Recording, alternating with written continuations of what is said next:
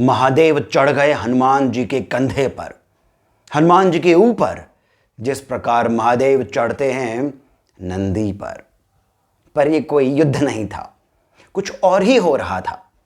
एक ओर नारद मुनि तुम्बुरु हा हा हु हु, कौन है हा हा हु हु? स्वर्ग के जो गंधर्व हैं, जो संगीत देते हैं, जिन पर अप्सराएं नृत्य करती हैं और स्वर्ग लोक इनकी धुन से महकता है, ऐसे ये गंधर्व हा हा हु हु तुम्बुरु, ये लोग संगीत दे रहे थे। नारद मुनि वीणा बजा रहे थे और हनुमान जी वो क्या कर रहे थे? उनके कंधे पर तो महादेव बैठे थे और फिर महादेव ने पद्मासन लगा लिया। ये सब क्या चल रहा था? आइए इसी बारे में हम सुनते हैं बहुत ही सुंदर कथा।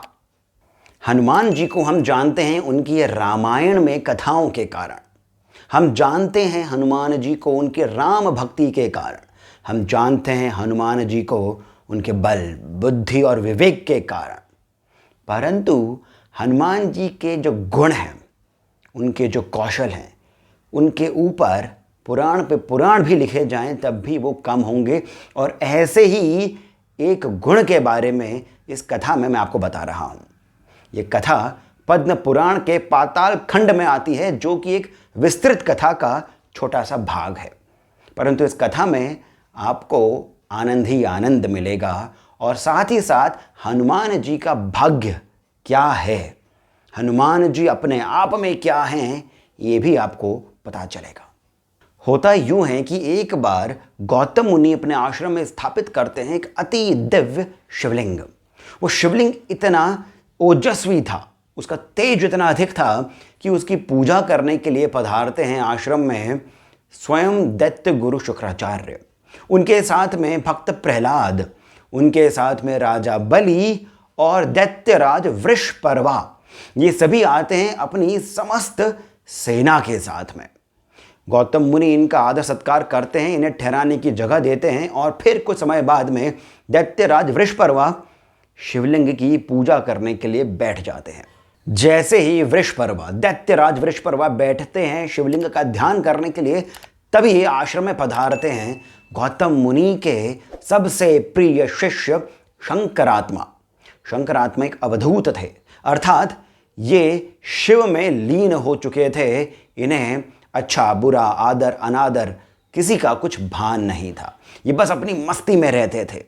ये पहुंच गए आश्रम में और जब इन्होंने देखा कि वृषपर्वा शिवलिंग पर ध्यान लगा रहे हैं, तो ये आकर के खड़े हो गए वृषपर्वा और शिवलिंग के बीच में। वृषपर्वा तो ध्यान में थे, परंतु जैसे ही ध्यान टूटा, उन्होंने देखा कि अब तक जो उनके सामने शिवलिंग था, अब शिवलिंग नहीं होकर के कोई एक नग्न सा पुरुष सामने खड़ा है और वो बिल्कुल पिशाच की तरह लग रहा है। खुले बाल हैं, हाथ में त्रिशूल है, भभूत लगा रखा है और पिशाच की तरह लग रहा है। ये देखकर वृषपर्वा को अत्यंत क्रोध आ गया और उन्होंने तलवार निकाली और अवधूत शंकरात्मा की गर्दन काट दी। आश्रम में हाहाकार मच गया। गौतम मुनि भागे भागे गए ये देखने के लिए कि हुआ क्या है। और जब उन्होंने देखा कि उनके सबसे प्रिय शिष्य शंकरात्मा का वध हो गया है, तो उन्होंने अपने योग बल से स्वयं के ही प्राण छोड़ दिए। गौतम मुनि ने योग बल से अपने प्राण त्याग दिए। उनको मृत देख करके शंकराचार्य ने भी अपने प्राण त्याग दिए। अपने गुरु को ऐसा करते देख प्रहलाद ने भी ऐसा ही किया और फिर प्रहलाद के बाद में बलि और वृषपर्वा और समस्त दैत्य सेना, सभी ने अपने प्राण त्याग दिए। वो पूरा आश्रम मृत शरीरों का एक मैदान सा बन गया। कुछ ही देर में गौतम मुनि की पत्नी देवी अहिल्या वहां आई। जब उन्होंने देखा कि हर ओर केवल शरीर ही शरीर हैं, मृत व्यक्ति इधर उधर गिरे पड़े हैं, उनका हृदय करुणा से भर गया। उन्होंने चित्कार लगाई, उन्होंने पुकार लगाई महादेव को। वीरभद्र जब ये सब देख रहे थे तो उनसे भी ये सब और अधिक देखा नहीं गया। वे दौड़े दौड़े गए भगवान शिव के पास, उन्हें बताया कि क्या क्या हो गया है। उसी समय भगवान शिव के साथ ब्रह्मदेव और भगवान विष्णु भी थे। महादेव ने बोला कि हे ब्रह्मदेव, हे भगवान विष्णु, आप भी मेरे साथ चलिए गौतम मुनि के आश्रम में। ये सभी पहुंच गए गौतम मुनि के आश्रम में और फिर महादेव ने अपने बल से सभी को जीवित कर दिया। फिर उन्होंने गौतम मुनि से पूछा कि बताइए आपको क्या वरदान दिया जाए, क्योंकि आपका जो शिष्य प्रेम है ऐसा अनुपम प्रेम और कहीं देखने को नहीं मिलता। आपको क्या वरदान चाहिए, आप मुझे बताएं। गौतम मुनि ने कहा कि हे भगवान, आप मेरे सामने साक्षात खड़े हैं, इससे बड़ा और क्या वरदान होगा, परंतु मेरी एक छोटी सी विनती है कि आप मेरे यहाँ पर भोजन ग्रहण करें। भगवान शिव तुरंत ही मान गए। अब जितनी देर में भोजन बनता उतनी देर में भगवान शिव, भगवान विष्णु, ब्रह्मदेव, इन्हें सभी ने यह सोचा कि पास के ही कुंड में जाकर के स्नान आदि कर लिया जाए। ये सभी पहुंच गए उस कुंड में और वहां पर महादेव, भगवान विष्णु, ब्रह्मदेव, नारद मुनि ने सभी देवता स्नान करने लग गए। परंतु न जाने क्या मस्ती सूझी भगवान शिव को कि उन्होंने अपने हाथ से पानी का एक बौछार फेंकी भगवान विष्णु पर। भगवान विष्णु को भी मस्ती चढ़ गई। उन्होंने भी पानी लिया और महादेव की ओर उछाला। देखते ही देखते वो स्नान जल क्रीड़ा में बदल गया। अब महादेव चढ़ चढ़ करके भगवान विष्णु को पानी में डुबो रहे हैं। भगवान विष्णु भी महादेव के साथ ऐसा कर रहे हैं। कभी महादेव भगवान विष्णु के कंधे पर चढ़ते हैं तो कभी विष्णु जी महादेव के कंधे पर चढ़ते हैं। कभी महादेव पानी के अंदर जाकर के भगवान विष्णु की टांग को खींचते हैं तो कभी भगवान विष्णु महादेव की टांग के साथ ऐसा करते हैं। वो दृश्य अपने आप में अनुपम था। ऐसा दृश्य देखने को कभी नहीं मिला था। सभी देवता अपना स्नान भूल करके केवल भगवान शिव और भगवान विष्णु की उस मस्ती को ही देखते रह गए।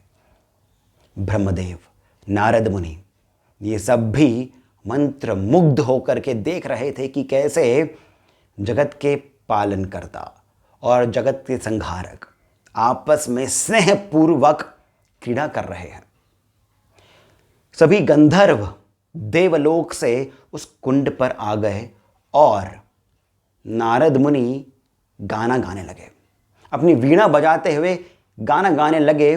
तुम्बरू और हा हा हू ये भी नारद मुनि का साथ दे करके अत्यंत सुंदर धुनें छेड़ने लगे। अप्सराएं आकर के नृत्य करने लगी। पूरा वातावरण संगीतमय हो गया, परंतु फिर भी कुछ कमी थी।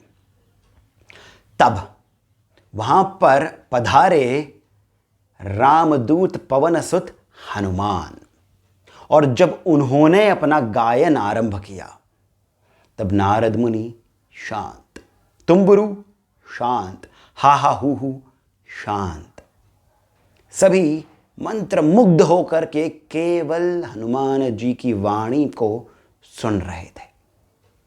फिर धीरे धीरे जब नारद मुनि को होश आया तब उन्होंने वीणा की तारों को हिलाना आरंभ किया और उसे तारतम्य में लेकर आए हनुमान जी के साथ। हा हा हू तुम्बरू मृदंग की धुन छेड़ने लगे हनुमान जी के गायन के साथ। अप्सराएं अब फिर से नृत्य करने लगी और वातावरण ऐसा अद्भुत हो गया कि शिवजी को पुनः मस्ती सूझी। उन्होंने कहा हनुमान जी को कि हनुमान, मैं तुम्हें आदेश देता हूं कि तुम नंदी पर चढ़ करके गाना गाओ। हनुमान जी ने गाते गाते बोला, हे महादेव, मैं ऐसी धृष्टता नहीं कर सकता, ये केवल आप ही का वाहन है, मैं नहीं चढ़ सकता, परंतु मेरी आपसे एक विनती कि आप मुझ पर चढ़ जाएं और मुझे आप नंदी बनने का ये सौभाग्य प्रदान करें। दोस्तों, शिव जी महादेव बिना किसी विलंब के चढ़ जाते हैं हनुमान जी के कंधे पर। पहले एक टांग उनकी कमर पर, दूसरी टांग उनके कंधे पर, फिर पहली वाली टांग पुनः उनके कंधे पर। उनके कंधे पर चढ़ करके उनके बालों को सहला रहे हैं। हनुमान जी गा रहे हैं, शिव जी उनके बालों को सहला रहे हैं। अपने हाथों से उनकी आंखों को छू रहे हैं, उनके गालों को छू रहे हैं। कितनी मस्ती चढ़ी थी शिव जी को और कितने सौभाग्यशाली थे महादेव के ही अंश पवन पुत्र हनुमान। इस कहानी का, जिसमें हनुमान जी संगीतज्ञ हो गए हैं, वो इस प्रकार की धुन छेड़ रहे हैं कि महादेव और भगवान विष्णु मंत्रमुग्ध हो गए हैं, इसकी एक बैक स्टोरी भी है। ये मैं आपके लिए बहुत ही शीघ्र डालूंगा। तब तक आप इस वीडियो को लाइक करिए, हमें सब्सक्राइब भी करना नहीं भूलें। फिर महादेव ने हनुमान जी के कंधे पर ही पद्मासन लगा लिया। वे पद्मासन की मुद्रा में बैठ करके हनुमान जी का गायन सुनने लग गए। जब वे पद्मासन से बाहर आए तो अपनी एक टांग नीचे करी और फिर टांग के अंगूठे से हनुमान जी को छूते रहे, मस्ती में छूते रहे। कभी गुदगुदी करते, कभी उन्हें अंगूठे से चुभोते। हनुमान जी को अलग मज़ा आ रहा था। शिव जी अपनी मस्ती में अलग थे और यही सब देख करके भगवान विष्णु बोल पड़े कि हनुमान, आपकी शक्ति अपरंपार है, आपका भाग्य अतुलनीय है।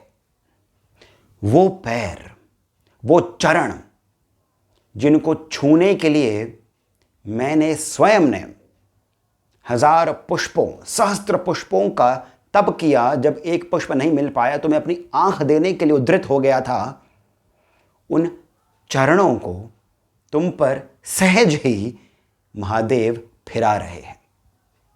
ये वो चरण हैं जिनके स्पर्श के लिए कितने ही साधु, महात्मा, दिव्य लोग, देवता, गंधर्व सभी सहस्त्रों वर्षों तक आराधना करते हैं, साधना करते हैं, पर फिर भी कुछ ही को इनके दर्शन हो पाते हैं।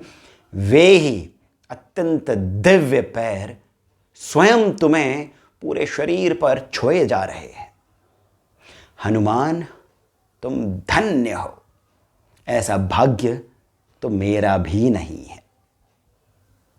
भगवान शिव भी ये सभी बातें मन ही मन सुन रहे थे और मुस्कुरा रहे थे, परंतु इन सभी में जो सबसे अधिक आनंदमय थे वो आप सभी जानते हैं कौन?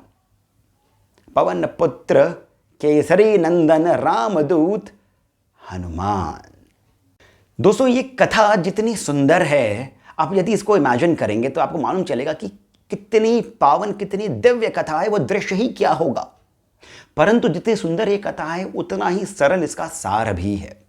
पुराणों की सभी कथाएं सार गर्भित होती हैं और उसमें हमें उसका अंश ढूंढना होता है, सारांश ढूंढना होता है। ये कथा केवल ये बताती है कि यदि आप जब भी ध्यान लगाएं, साधना करें, मंत्र का जाप करें, भगवान की भक्ति करें, वो 5 मिनट हो, 10 मिनट हो, जितनी भी देर हो, स्वयं को भूल जाएं।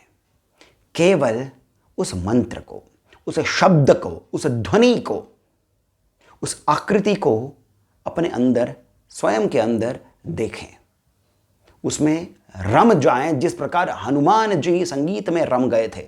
और फिर आप देखेंगे आपके साथ चमत्कार होगा। तब आप देखेंगे कि आपके भीतर से एक ज्वाला निकल करके बाहर आएगी। वो जो दिव्य ज्वाला होगी, वो जो दिव्य ज्योति होगी, वही आपको एक अलग ही लोक में लेकर जाएगी, जहां से जब आप बाहर आएंगे तो आपके मुख पर एक अत्यंत दिव्य शांति होगी। दोस्तों, आशा करता हूं कि आपको ये कथा सुंदर लगी होगी। यदि ऐसा है तो कृपया करके इस वीडियो को लाइक करें, हमें सब्सक्राइब करें, इस वीडियो को जितना हो सके शेयर करें और कमेंट सेक्शन पे जाकर के जो डिटेल्स दिए गए हैं वहां से आप हमें अपना श्री सहयोग अवश्य प्रदान करें। अब इसी के साथ मुझे यानी सिद्धार्थ को आप जाने की अनुमति दीजिए।